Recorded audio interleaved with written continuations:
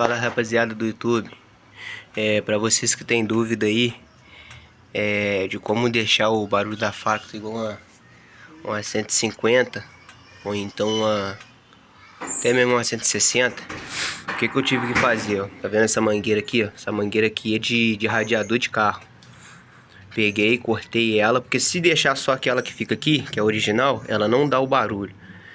Entendeu? Aí eu peguei, botei até um pouquinho maior aqui, ó, que aí o barulho fica preso aqui. Quando você bota a tampa aqui, fica chique o barulho.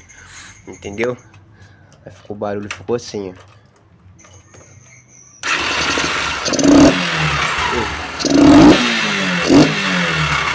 Vendo? Fica um barulho mais encorpado, um barulho mais bonito, né?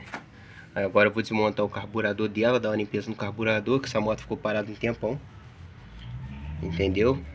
Vou dar uma limpeza aí. É isso aí, galera. Só pra tirar a dúvida de algumas pessoas aí, entendeu? Que às vezes compra uma Factozinha aí. Essa Facto é uma Facto 2009.